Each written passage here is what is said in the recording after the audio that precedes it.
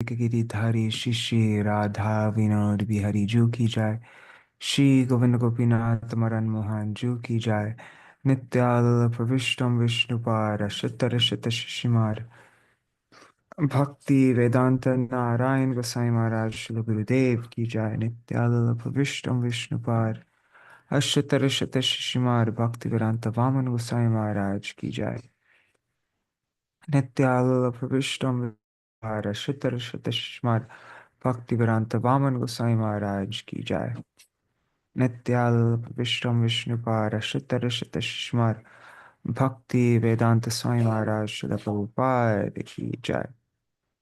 नित्याल विष्णु विष्णुपार शतर शत शिशुमार भक्ति प्रज्ञान केशव गोसाई महाराज की जय।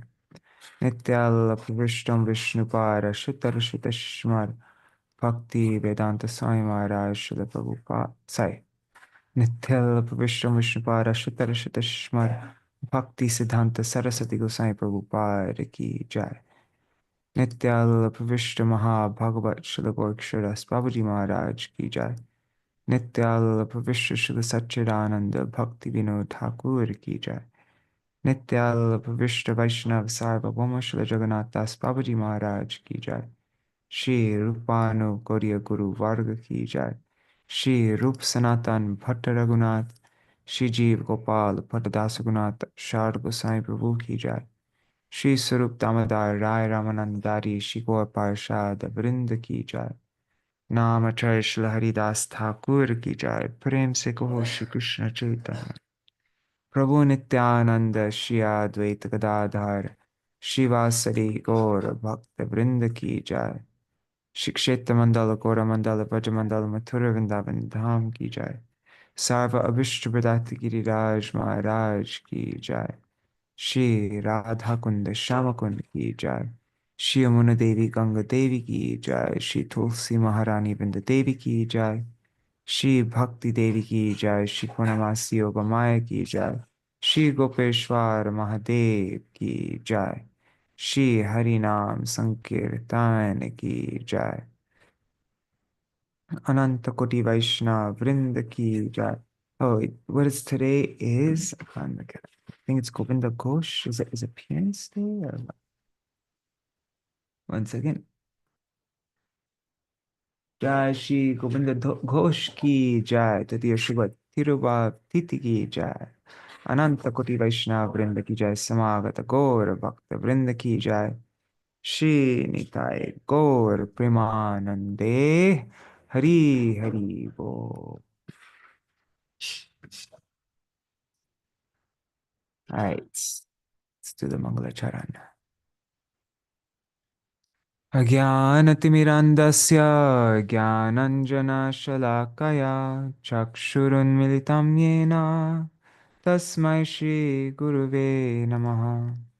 गुरुवे गौरचन्द्राय राधिकायै तदालये कृष्णाय कृष्णभक्ताय तद्भक्ताय नमो नमः।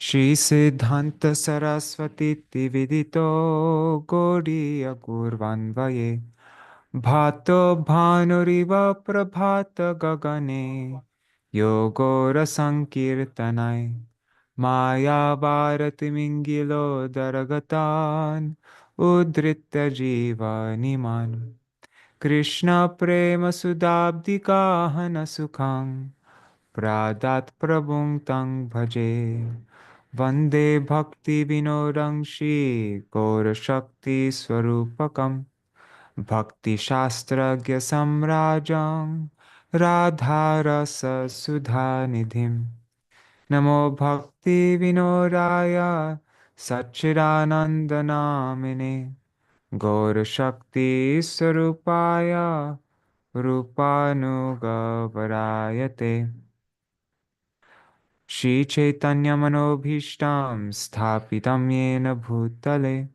Swayam Rupa Kadamahyam Dadati Swapadantikam Vancha Kalpatarubhyascha Kripa Sindhubhya Evacha Patitanam Pavanebhyo Vaishnavebhyo Namo Namaha Vrishabhanusutanvitavamattanum Yamunattatanagarnandasutam Muralikalagitavinораparam Bhajagodrumakananakunjavidum Smaragoragadadarakaling Bhavagoragadadharapakshachara Shrenugoragadadharacharukatang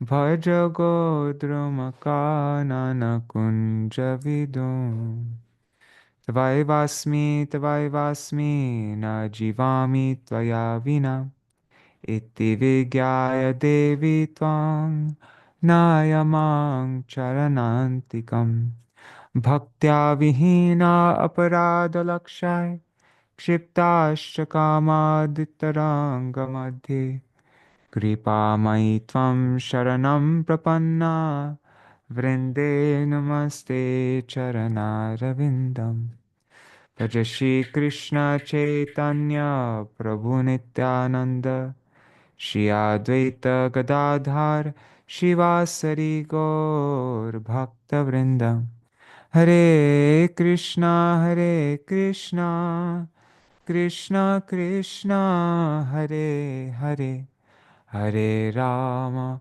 Hare Rama Rama Rama Hare Hare.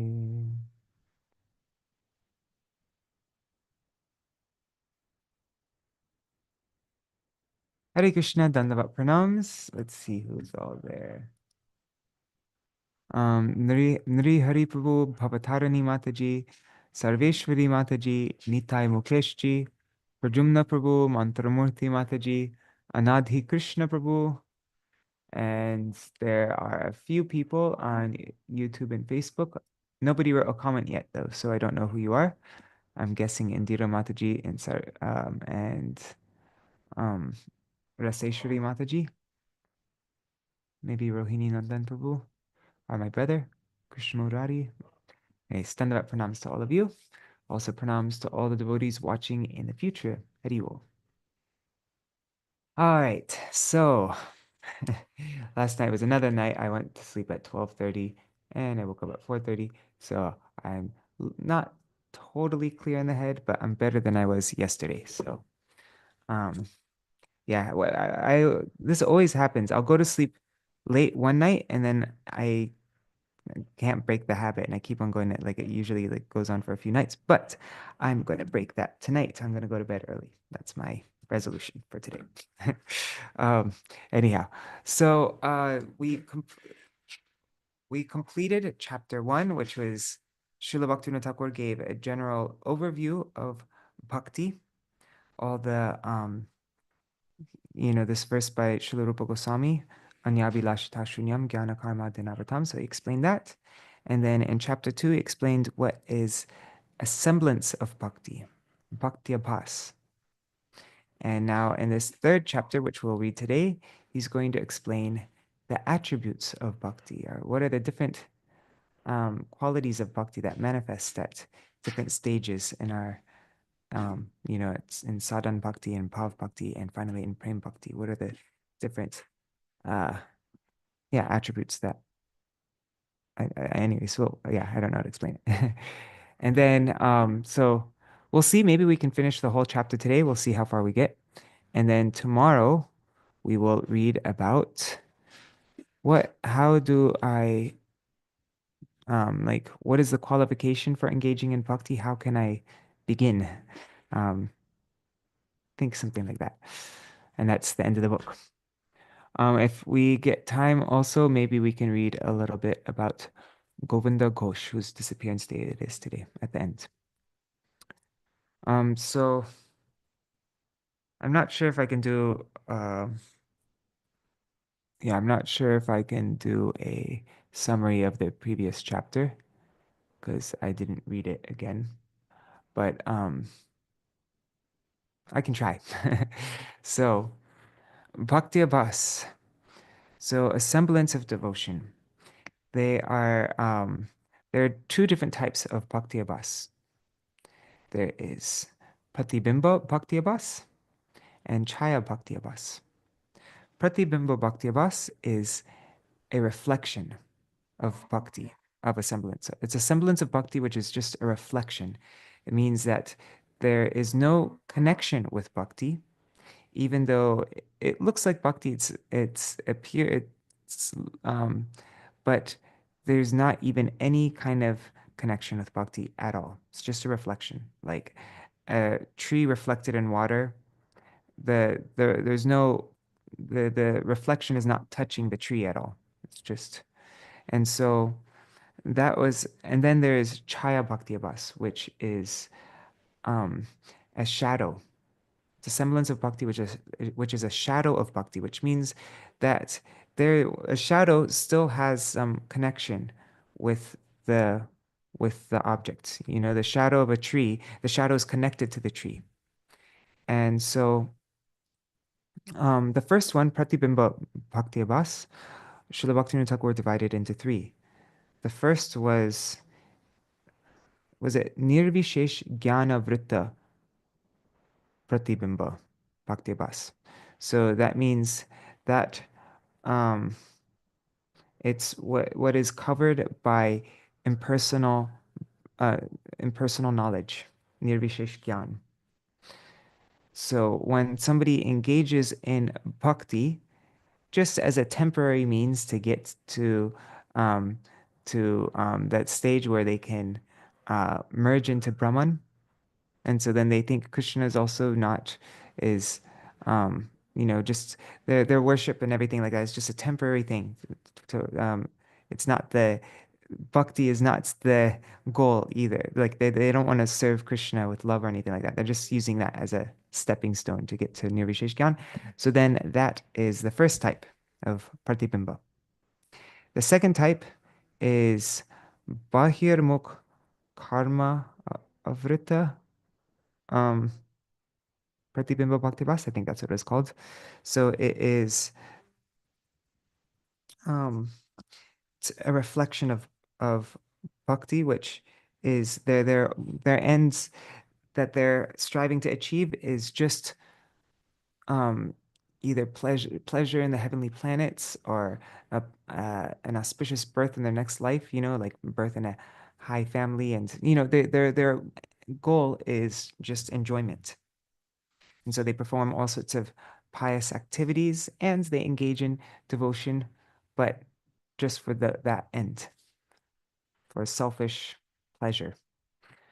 Um, and then the third one was Vipurit Vastu, what was it? Um, Viparit Vastu Bhakti Buddhi Pratibimba Bhakti Bas. I think that's what it was. And I, I think I have the word Janita in there. I don't know. But it is a reflection of bhakti, a semblance of bhakti, which is, a reflection of bhakti, which is when one thinks something that's completely contrary or opposite to bhakti, thinking that that is bhakti.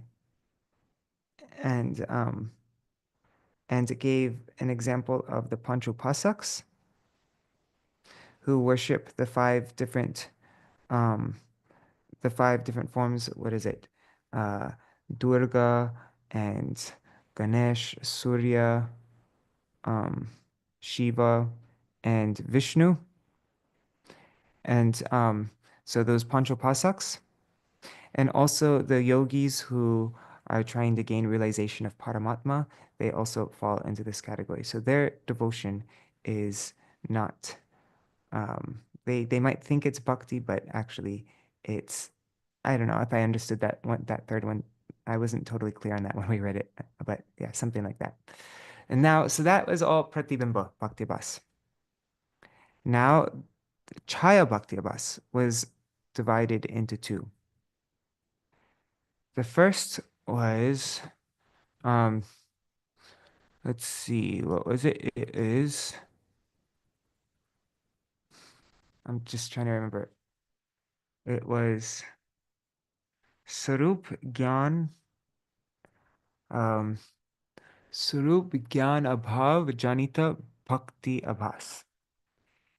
It's sorry guys, I'm going so slow. But it is a shadow of bhakti, so it has some connection with bhakti, but it's um it's it's a semblance of devotion that appears um when one doesn't have a knowledge of who they truly are, of their identity.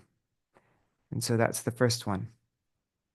So everything that we do in bhakti and everything that we experience and all that, um, when we aren't fully realized in our constitutional position as an eternal servant of Krishna, it's just a theoretical thing.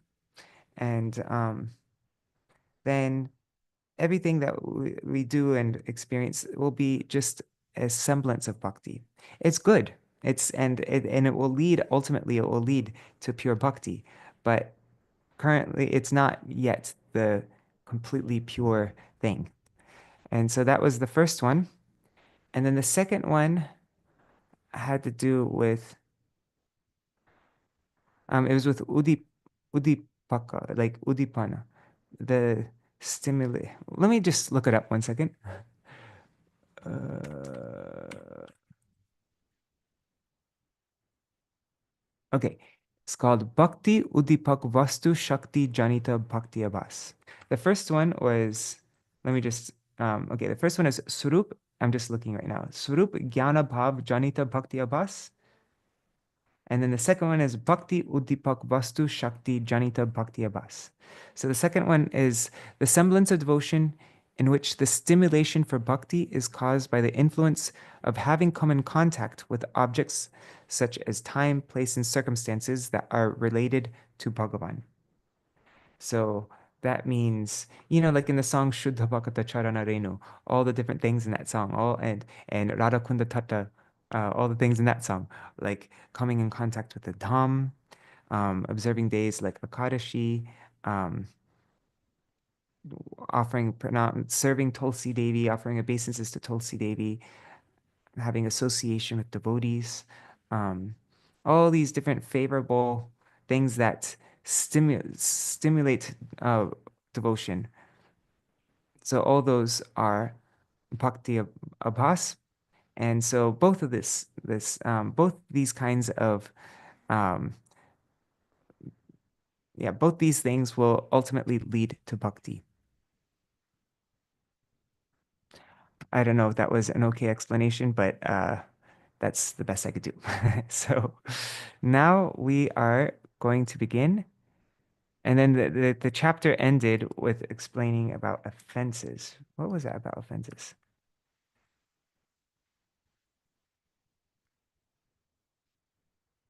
Offenses towards bhakti. We execute so many limbs of bhakti, such as accepting Diksha mantra from a bona fide spiritual master, every day applying tilak to the 12 different parts of the body, performing archan under Sri Krishna, observing the vow of Akadashi, chanting the holy name, and remembering Krishna according to one's ability, visiting the holy places like Vrindavan and so forth. But unfortunately, we don't try hard enough to avoid committing offenses at the feet of Bhakti Devi.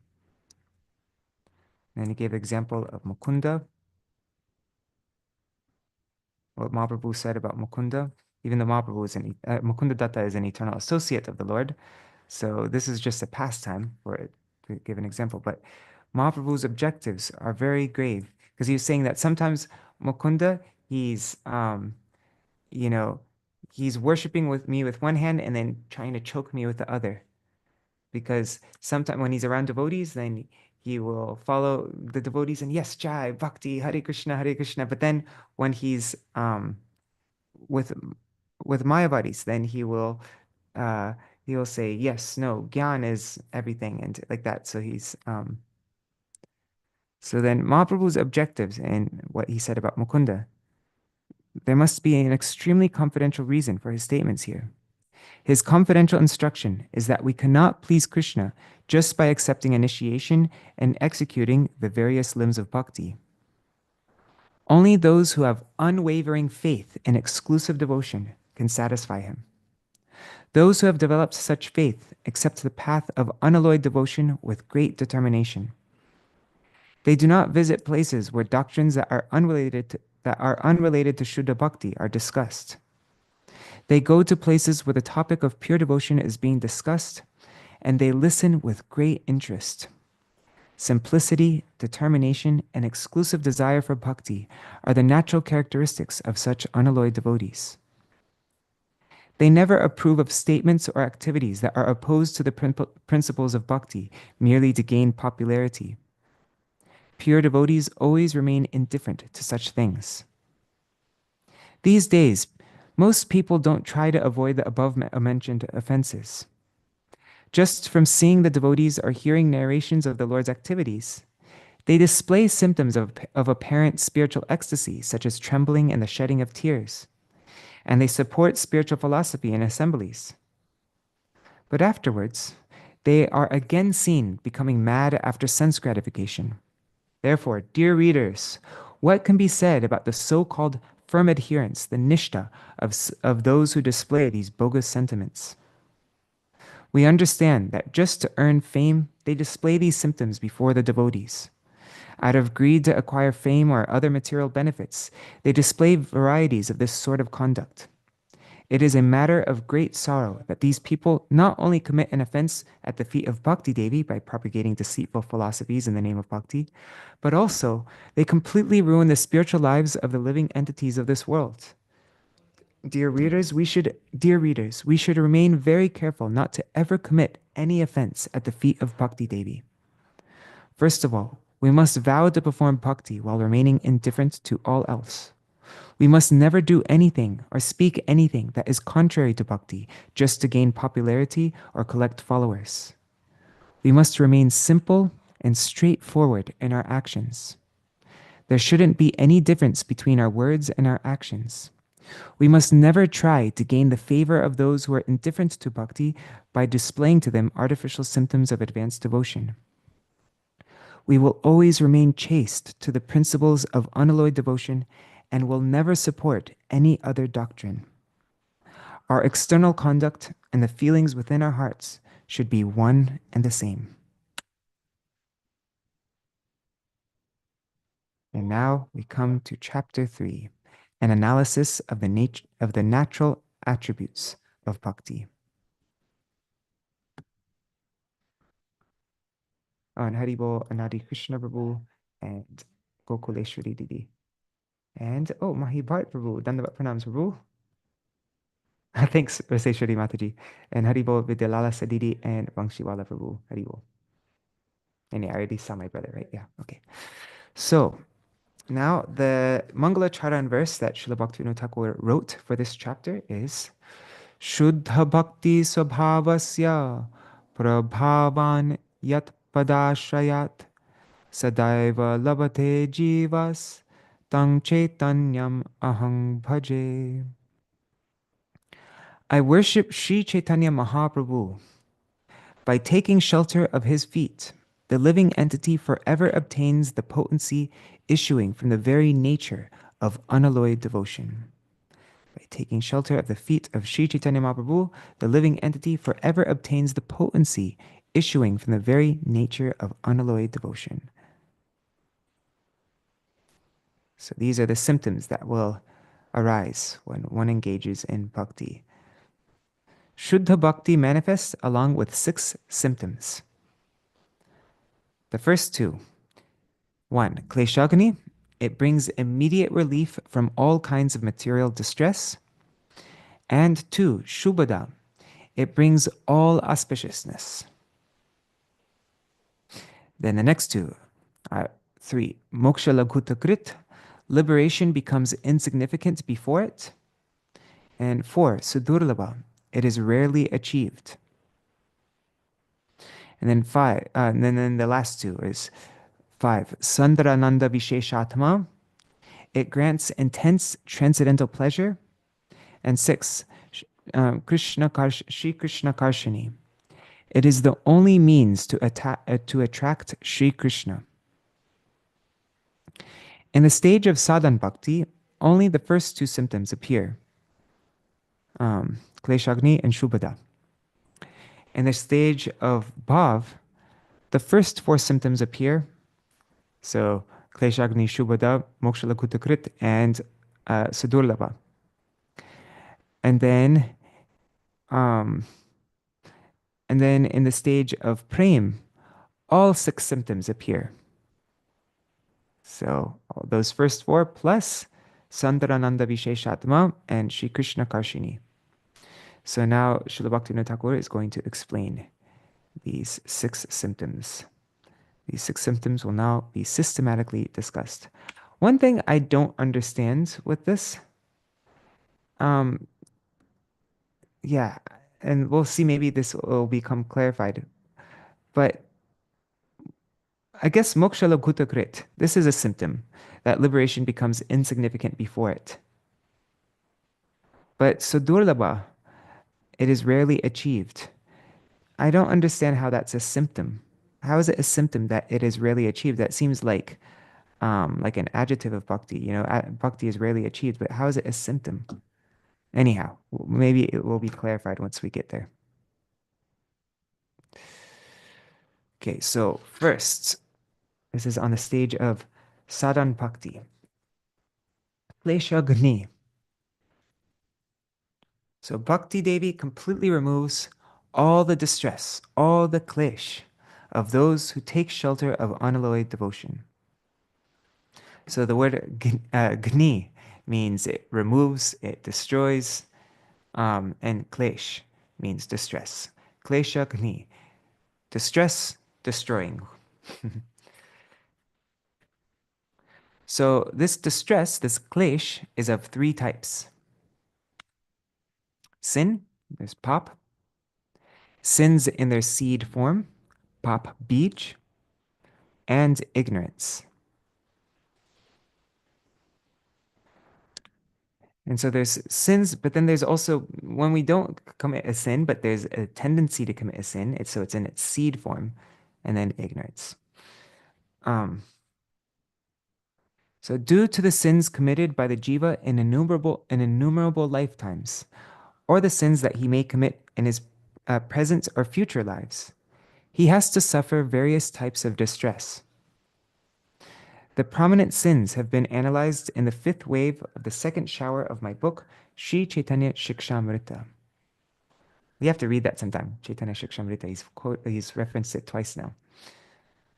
These sins can be further divided into two categories.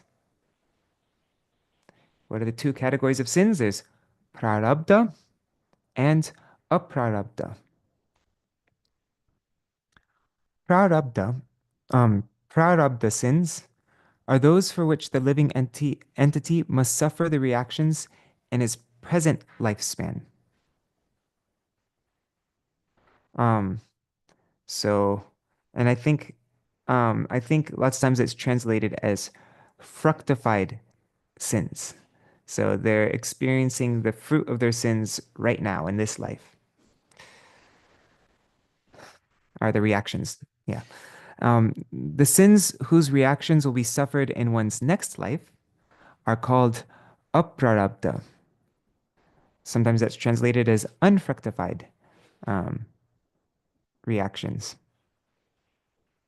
And yeah, so it's what's in store for them, what's waiting for you in your next life. The sins committed by the living entity in innumerable lifetimes combine together as aprarabdha sins, and in his next birth fructify as prarabdha sins. Hence, within the jurisdiction of eternal law, the jiva is bound to suffer the reactions of the sins he has committed in his innumerable lifetimes. Birth in a Brahmin family, a Muslim family, a wealthy family, or a poor family, or having beautiful personal features, or being ugly. These are all the results of prarabdha karma. It's the results of what one's undergoing right now in this lifetime. Birth in an untouchable Yavan family is due to prarabdha sins.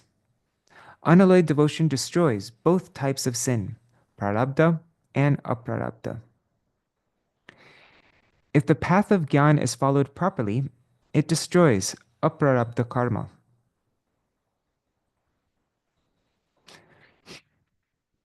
So if the path of gaining knowledge is followed properly, and I think Gyan here is just referring to not bhakti, you know what I mean, but just knowledge of the absolute. Usually it refers to impersonal knowledge, right? But anyways, then it destroys all the karma that one is to undergo in their next lifetime, or in their next lives. But according to the scriptures of the Gyanis, one must suffer the reactions of his prarabdha karma. You still have to undergo what's in store for you in this lifetime. But in your next lifetimes, all that will be destroyed. So you'll still, yeah. But bhakti also destroys prarabdha karma. That also destroys all the karma that they have that they're supposed to experience in this lifetime. And um, here's a verse from Srimad Bhagavatam 3:33-6. Yanamadeya Shravananukirtanad Yat Pravanad Yat Smaranad Api Kvachit Shvadopi Sadhya Savanaya Kalpate Kutha Punaste Bhagavan Nudarshanat. Devahuti said, O my dear Lord, by hearing and chanting your holy names, by offering obeisances unto you, and by remembering you, even a person born in a family of dog-eaters immediately obtains the right to perform Vedic sacrifices. In other words, he acquires the status of a Brahman. What to speak then of the benefit one can achieve by receiving your direct darshan? This verse highlights how bhakti easily destroys the prarabdha sins that result in taking birth in a low-class family.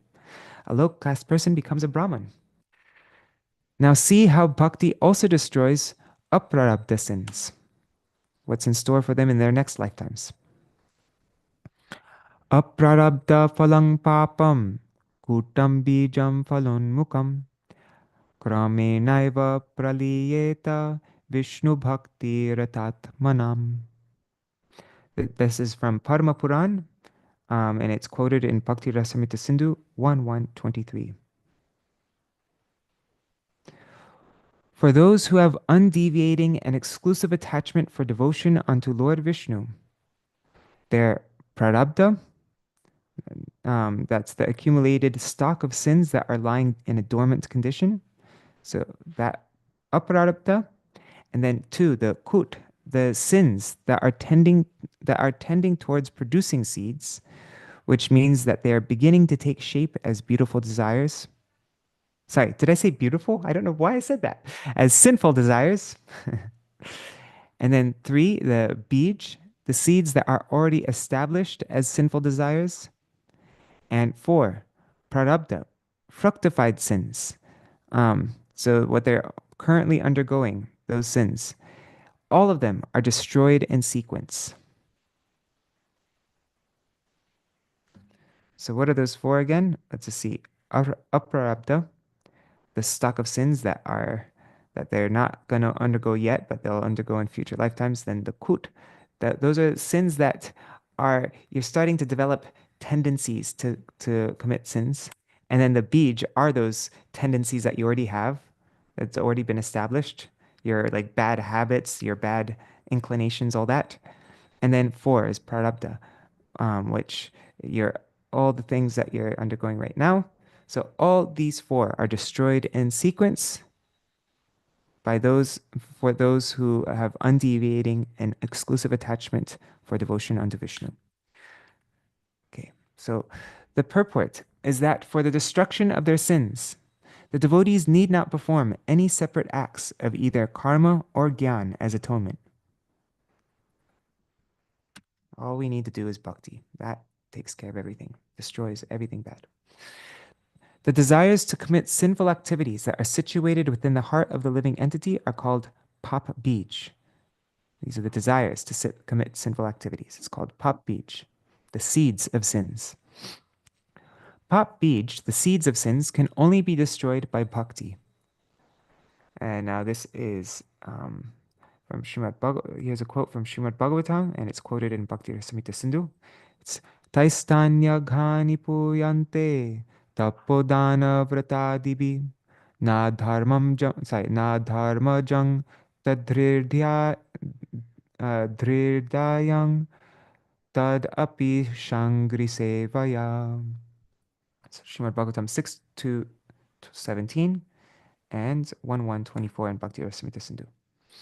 The systematic methods for the atonement of sins that are prescribed in the scriptures, such as the performance of difficult vows like Chandrayan and other activities on the path of ordinary karma, as well as the performance of austerities and the giving of charity. All these, all these things, austerities and pious acts and vows and all this, they destroy only those sins for which they are specifically prescribed. Doesn't destroy all sins, just specific ones for which they. And one second, let's see what Chandrayan is. Is that when you take a bite? I'm just guessing this. I think when you take a mouthful according to the phases of the moon. So on the first lunar day, then you take one mouthful, and then on the second, you take two mouthfuls, and like that. You follow the phases of the moon. Let's see if I'm right.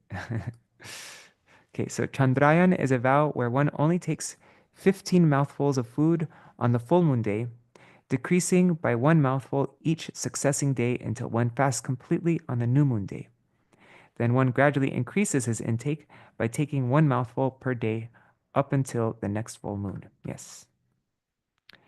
So, yeah, all these different things, they only destroy the sins for which they're specifically prescribed. Those atonements do not destroy the seeds of sin, or in other words, the sinful desires that have arisen due to ignorance. Mhm. Sinful, like if somebody like there's a repeated offender and he keeps on um doing bad things or whatever and then he goes to jail um and then he immediately somehow gets released from jail. He's probably going to continue doing those bad things. So yeah, all these different penances and stuff like that and pious acts, it will remove all the sins, but the desire to sin will still be there. Sinful desires can be removed only by engaging in the service of Krishna, meaning that besides bhakti, there is no other means that can expunge sinful desires from the heart.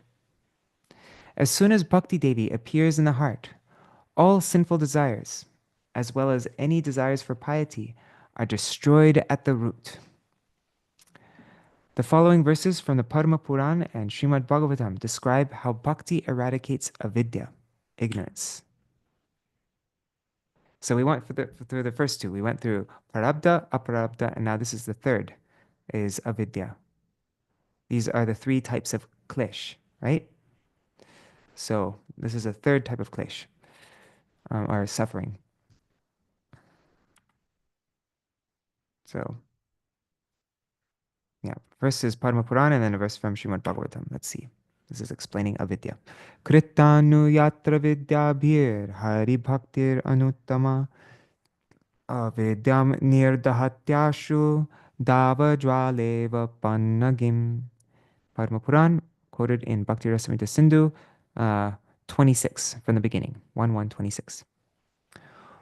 When Hari Bhakti appears in the heart, she is followed by the knowledge potency, the Vidya Shakti, which immediately dispels the ignorance situated within the heart of the living entity, just as a serpent is burnt by a blazing forest fire. So when Bhakti appears in the heart, she is followed by the Vidya Shakti, the knowledge potency, which dispels the ignorance situated within the heart of the living entity, just as a serpent is burnt by a blazing forest fire. So I had to reread that because I thought of something else when I read that.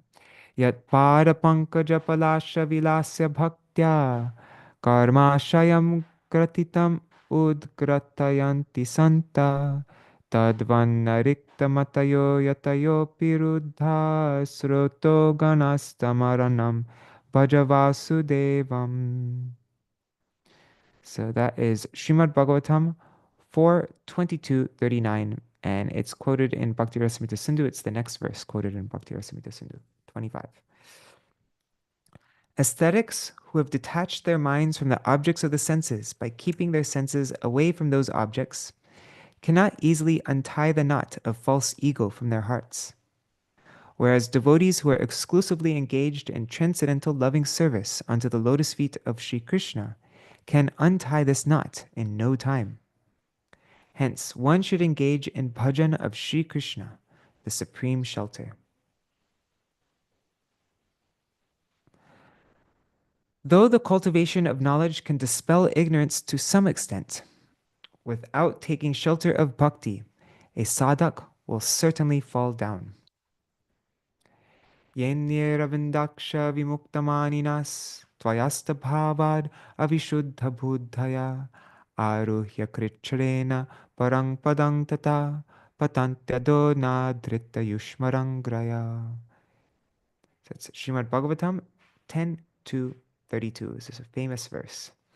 The demigods prayed, O lotus-eyed Lord, although by the cultivation of neti neti, the negative principle, it is not this, it is not that, non-devotees endeavor to attain something different from dull matter and consider themselves liberated, their intelligence is impure. With great difficulty, they cross the ocean of nescience to attain the stage of Brahman. But because they have not taken permanent shelter of your lotus feet, they fall down from such a stage. So Śrīla Bhaktivinoda Ṭhākura says, O intimate devotees, having surely heard the word avidya before, you must be eager to know its intrinsic nature. Therefore, I will explain a few points in this regard. Shri Krishna possesses unlimited varieties of potencies. Krishna possesses unlimited shaktis. Among them, Chit Shakti, Jiva Shakti, and Maya Shakti are prominent. Chit Shakti displays Bhagavan's abode, his dham, and all the paraphernalia necessary for his pastimes, for his lila. Another name for Chit Shakti is Swarup Shakti. So, that's the Chit Shakti or Swarup Shakti. And then, Jiva Shakti produces innumerable living entities. By nature, jivas are purely spiritual, they are Chit Tattva. But due to their incomplete constitution, they can be trapped by Maya, the illusory energy. By harboring selfish desires, they become opposed to Krishna and are trapped by the illusory energy. And by desiring to be disposed towards Krishna, they are freed from Maya and engage in his service. This is the difference between conditioned and liberated jivas. And then I guess the third is the Maya Shakti, right? So, I guess I already explained the Maya Shakti, yeah. So the illusory energy, this Maya Shakti, acts in two ways upon the intrinsic nature of the conditioned living entity. So the illusory energy, the Maya Shakti, through the avidya potency, and through the vidya potency. Maya Shakti, through its avidya aspect, she covers the constitutional pure ego of the living entity, thus creating a false or distorted ego by which the jiva identifies himself with gross matter. This shackle of ignorance is the cause of the jiva's conditioned state. Becoming free from avidya and devoid of the false designations, the living entity attains the stage of liberation. Thus, avidya is nothing more than a special potency of Maya that makes the living entity forget his constitutional position. Ignorance causes the desire for fruitive activity in the jiva. These desires initiate the process of sin and piety. This ignorance is the root cause of all the difficulty experienced by the jiva. Besides bhakti, no other process is capable of eliminating this ignorance.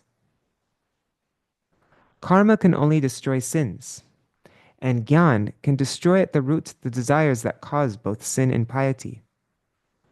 But bhakti totally eradicates at the root the sins themselves, and the desires to perform both sin and piety, and the prime cause of these desires, ignorance. Okay, so that was all an explanation of kleshagni, how bhakti destroys all kinds of klesh, all kinds of suffering, the three kinds of suffering, aparabdha, prarabdha, and avidya. Now, the second symptom of bhakti is that um, bhakti is auspicious by nature, shubhada. Bhakti is the giver of auspiciousness. Da means giver, and shubha of auspiciousness.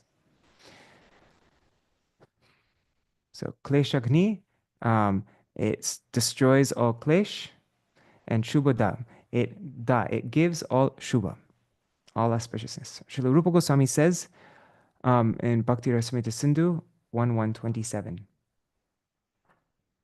Shubhani prinanam sarva jagatam anuraktata sarguna sukamityadinyakyatani manishibhi.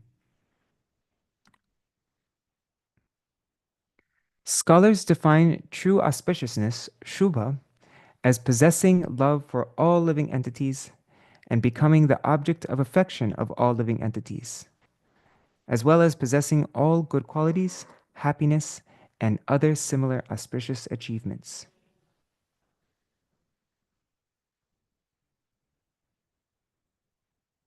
Okay, what is the meaning of Shubha? It means possessing love for all living entities and becoming the object of affection of all living entities, as well as possessing all good qualities, happiness, and other similar auspicious achievements. Okay. The Padma Purana explains what is meant by possessing love for all living entities and being the object of affection of all living entities. And this is the next verse in Bhakti Rasamrita Sindhu, right? Yes, verse 28 from the beginning of Bhakti Rasamrita Sindhu. Yenarchito haristena tarpitani jagantyapi rajanti jantavastatra jangama stavara api. Those who have worshipped Sri Hari have satisfied the entire universe. Therefore, all living entities, both animate and inanimate, love them. It's a nice verse. Those who have worshipped Sri Hari, they have satisfied the entire universe. Therefore, all living entities, both animate and inanimate, love them. The purport is that those who are devoted exclusively to Hari Bhajan love everyone without any envy. Therefore, others also love them. In devotees, all varieties of good qualities develop naturally. This is easily verified by examining the lives of devotees.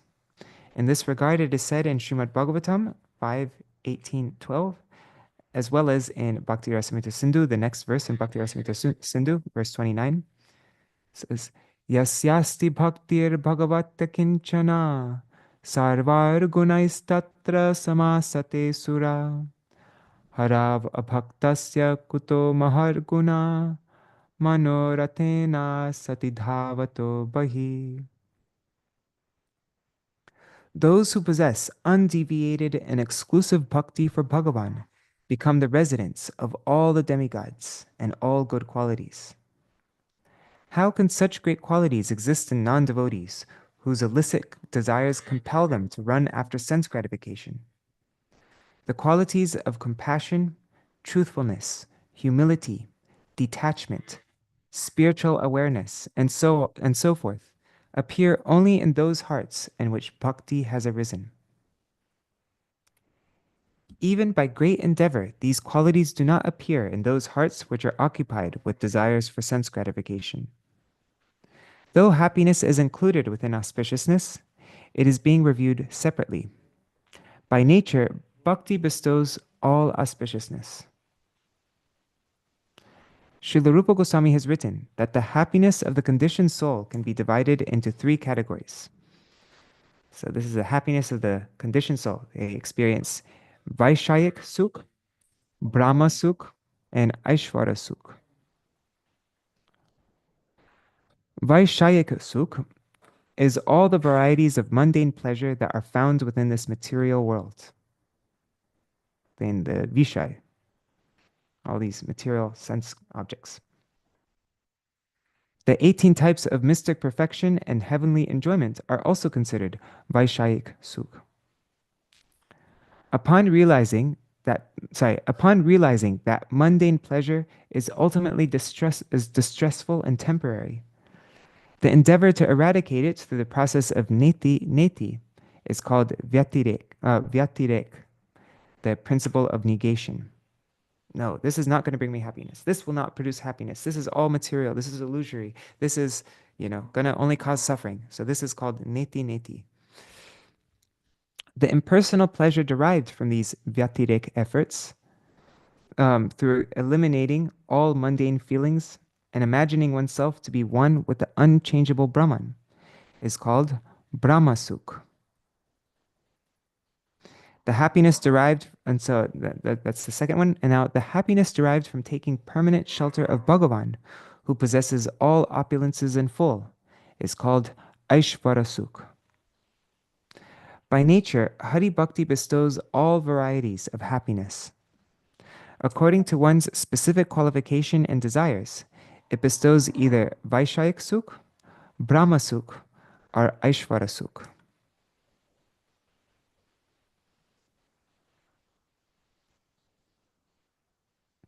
So somebody might engage in bhakti for the wrong reasons, engaging in karma, and then they'll get material happiness from different sense objects. Somebody might try to use bhakti in trying to attain gyan, and so then they'll get brahmasukh, happiness of realizing that everything's mundane and temporary, and they'll try to merge into Brahman. Or they can engage in the process of bhakti, and they'll get aishvarasukh, which is happiness that comes from the Bhagavan who is endowed with all opulences. Right, who is the embodiment, who possesses all opulences. Okay, now this is the next verse in Bhakti Rasamrita Sindhu, verse 31. Or is it the next verse? Anyways, whatever. Siddhaya Paramascharya Bhuktir Muktish Shashvati Nityam Cha Paramanandam Bhavir Govinda Bhaktita. The 8 types of mystic yoga perfection, all varieties of material enjoyment, the happiness of impersonal liberation, and the supreme bliss, Paramananda, can all be achieved by devotion unto Sri Govinda. It is written in Sri Hari Bhakti Sudadai, and also the next verse in Bhakti Rasamrita Sindhu, verse 32. It says, Bhuyopi yache devesha tvai bhaktir dridhastu me ya mokshanta chaturvarga falada sukadha lata. O Lord of the demigods, I repeatedly beg for the boon of attaining exclusive devotion unto you, by which, according to their specific qualification, sorry,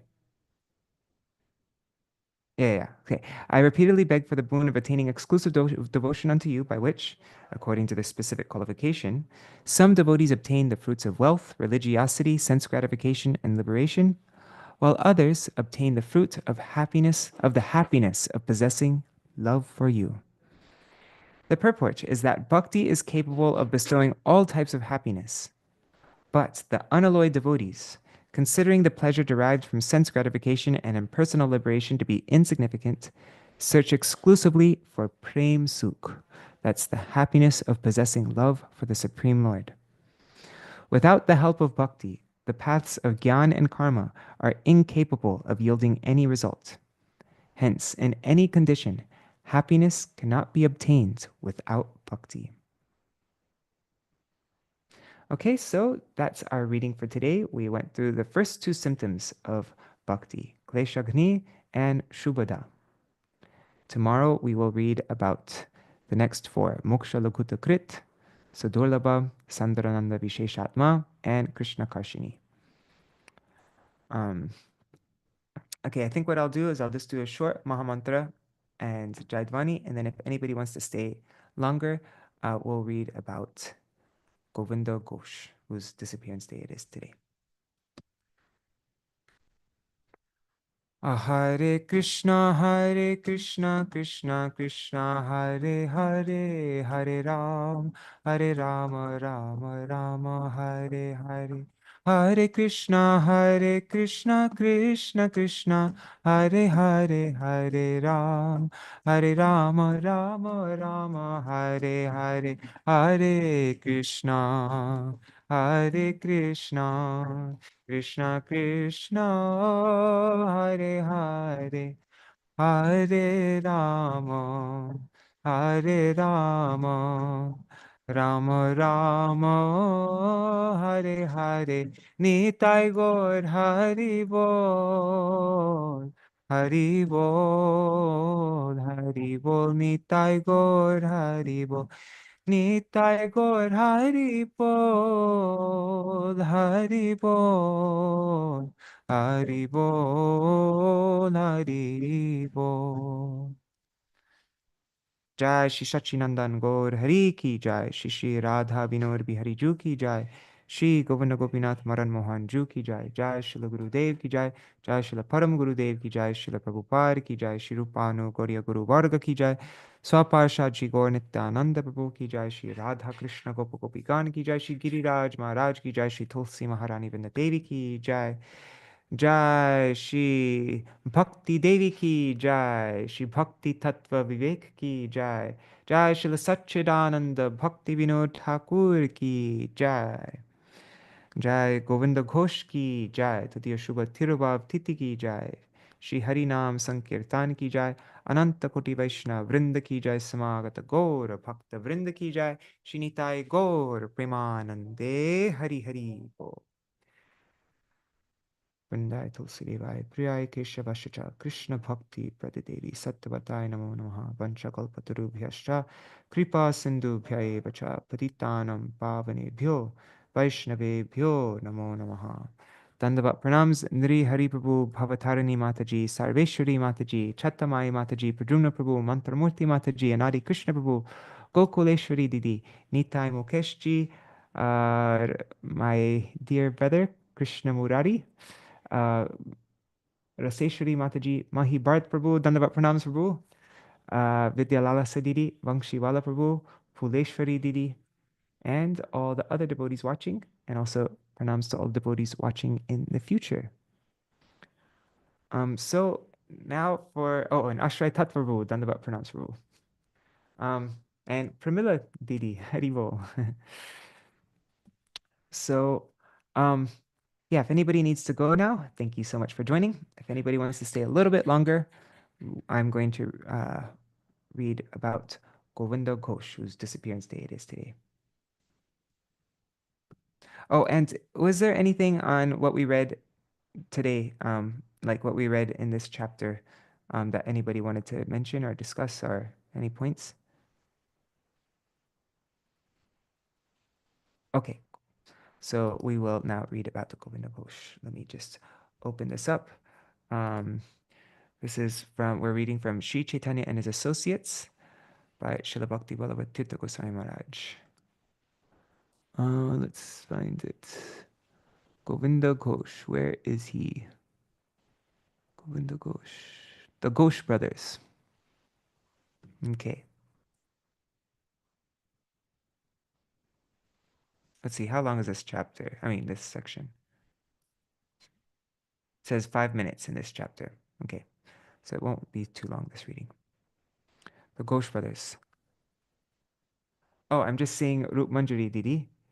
Oh, and Nitai. Haribo Nitai. And Rukmini Didi, she's there. They were listening on Rukmini Didi's phone, but they couldn't comment for some reason. Okay.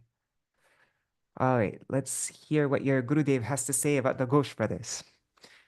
Kalavati Rasullasa Gunatunga Vrajestita Shri Vishaka Kritam Gitam Gayanti Smadhyata Mata Govinda Madhavananda Vasudeva Yatakramam. Govinda, Madhavananda, and Vasudev were gopis in Vraj, namely Kalavati, Rasollasa, and Gunatunga. And these three gopis, they used to sing the songs composed by Vishaka. That's from Gaur Konodesh Dipika 188. So in Vraj, these three gopis used to sing the songs composed by Vishaka, and in Mahaprabhu, they became Govinda, Madhavananda, and Vasudev, and they were also famous for singing. These three Ghosh brothers were born in an upper-class Kayastha family from northern Radha. They hailed from Agradvip. All three were singers, famed for the sweetness of their voices. And this is a quote now from Chaitanya Bhagavat, Antyakanda, chapter 5, verses 257 to 259. It says, "The meritorious Madhav Ghosh devoted himself to kirtan. There was no singer on earth who was his equal. It was said of him that he was a singer from Vrindavan. He was most dear to Nityananda Prabhu. The three brothers, Govinda, Madhava, and Vasudev, sang while Lord Nityananda Prabhu danced." Oh, did I not share my screen? Sorry. All right, now you can see. Sorry, guys. Okay. Now here's a quote from Chaitanya Charitamrita, Adi Lila, chapter 15, verse 115. Chaitanya Mahaprabhu and Nityananda Prabhu danced to the kirtan of the three brothers, Govinda, Madhava, and Vasudev. And now this is from the 10th chapter of Adi Lila, verse 118. It says, "When Nityananda Prabhu returned from Puri to preach in Bengal, he was accompanied by Vasudev and Madhav Ghosh, while Govinda remained with Mahaprabhu and thus felt great satisfaction." So Govinda stayed with Mahaprabhu, and the other two brothers, Vasudeva and Madhav Ghosh, went with Nityananda Prabhu, preaching in Bengal. So now Govinda Ghosh, whose disappearance day it is today. Govinda is counted amongst Chaitanya Mahaprabhu's personal branches. Eventually, he made his home in Agradvip, Vasudev in Tamluk, and Madhav Ghosh in Dainhat. Govinda Ghosh Ṭhākura's house is not far from Agradvip in Kashipur, Vishnutala. Some are of the opinion that Vishnutala was his birthplace. Govinda Ghosh participated in Mahaprabhu's Leelas in Srivas Angan. He also participated in the Nagar Sankirtan to the Qazi's house and in the house of Raghav Pandit. During the Rath Yatra festival, he was the lead singer in the fourth kirtan group, accompanied by his two brothers, by Chota Haridas, Vishnudas, and Raghav Pandit. Varkeshwar Pandit joined this group as the principal dancer, and Varkeshwar Pandit is famous. He's probably one of the most famous associates of Mahaprabhu for his dancing. Didn't he dance for like 72 hours straight? I think it describes that in Chaitanya Bhagavat. And it's described that how is he able to do this? That's not possible for any human to do, but he's able to do that because Krishna was dancing in his heart. So Krishna's dancing in his heart just made him automatically dance. So he's just as Krishna who is dancing, and he was just exhibiting what Krishna was doing in his heart. So yeah, that Varkeshwar Pandit joined Govinda Ghosh's party. On Mahaprabhu's direction, Govinda revealed the Gopinath deity from a black stone in Agradvip. Mahaprabhu also instructed him to get married. There is a legend that Govinda Ghosh's wife and son both died untimely. As he grew older, Govinda began to wonder who would perform his last rites, as it is considered important to have a son who can do the Shad ceremony on one's behalf. Govinda had a dream in which Gopinath appeared to him and said, "Don't worry about this. I will perform the Shad ceremony for you. I will perform the Shad ceremony for you myself." When Govinda Ghosh left this world, Gopinath was true to his word, and Gopinath offered his pinda. Gopinath continues to perform this ceremony every year on the anniversary of Govinda Ghosh's departure from the world, which is today. So right now, in Agradvip, Gopinath is performing the ceremony for Govinda Ghosha's departure. This takes place on the waning moon of Krishna Dwadashi, which is today, in the month of Chaitra, which is this month now. Vasudev Ghosha's disappearance day is on the second day of the waxing moon, the Shukla Dvitiya in the month of Kartik. Two songs written by Govinda Ghosh. How do we sing this? I don't know how to sing it. I'm just going to make something up right now.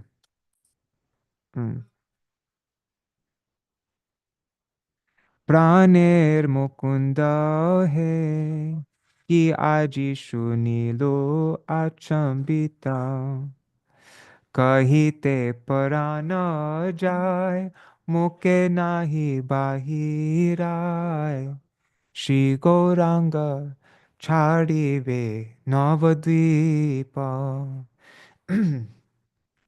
Actually, should I get the mridanga? Let me just get the mridanga. You can sing it nicely.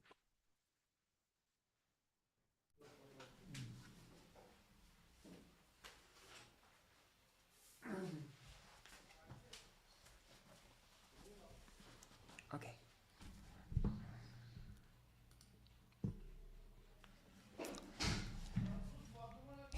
ইহা তো না জানি মোরা সকালে মিলিন কোরা অবনত মাতে আছে বসি নির্ঝরে নয়ন ঝরে বুক বাহি ধারা পড়ে মলিনা হইয়াছে মুখ শাসি দেখিতে তখন প্রাণ সদা করে আন ছান সুধাইতে নাহি অবসর ক্ষণেকে সম্বিত হইল তবে মুই নিবেদিল শুনিয়া দিলেন এই উত্তর আমি তো বিবশ হইয়া তারে কিছু না কহিয়া ধাইয়া আইলু তুয়া পাশ এ তো কহিলু আমি যে করিতে পার তুমি মোর নাহি জীবনের আশ শুনিয়া মুকুন্দ কান্দে হিয়া থির নাহি বাঁধে গদাধরের বদন হেরিয়া এ গোবিন্দ ঘোষ কয় ইহা যেন নাহি হয় তবে মুই যাইন মরিয়া তবে মুই যাইন মরিয়া. Probably should have picked a more sad melody to sing that. That was, anyways. Once again, let me just turn off. There, okay. Gadadhar says, "O Mukunda, my life, did I really hear what I think I heard today? If I say it, I will die. The words do not want to come out of my mouth. Gauranga is really going to leave Navadvip. I had no idea, but when I saw Gaur this morning, he was sitting with his head bowed in thought. Streams of tears flowed from his eyes and washed over his chest. His moon-like face had lost its luster. When I saw him like that, my own heart fluttered, and I could not ask him anything. For a moment, I regained consciousness and humbly asked him the question, and that is what he told me. I was so disturbed that I ran here to tell you right away without saying anything further to him. I have told you this, and now do what you can. I don't think that I have any hope of continuing to live." When he heard this news, Mukunda started to cry. He could no longer keep his composure when he looked at Gadadhar. Govinda Ghosh says, "Let it not be, for if he leaves, I will die."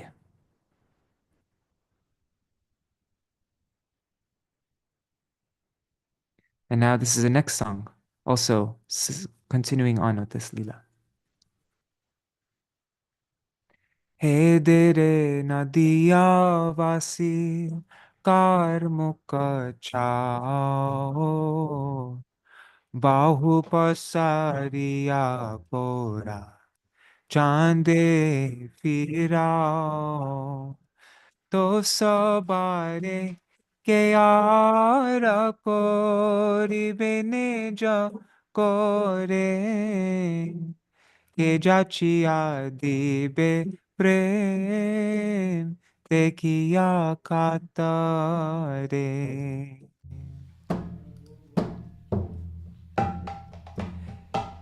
Kishela hi ai hai, Kishela hi ai, Kishela hi ai hai, Kishela hi ai, Parana putali nava deepa chhadi jai.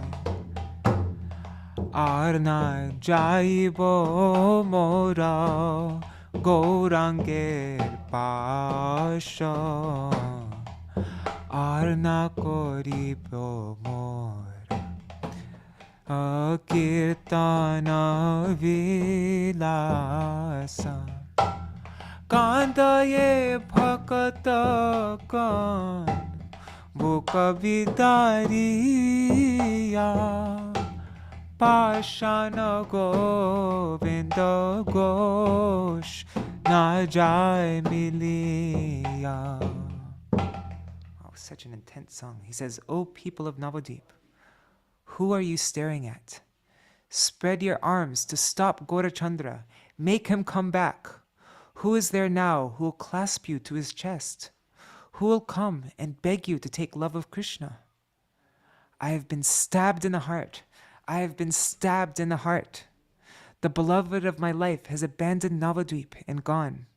No longer will he be able to go and sit with Gauranga. No longer will we be able to enjoy kirtan the way we did. All the devotees are crying. Their hearts are bursting. And like a stone, Govinda Ghosh does not go to join them.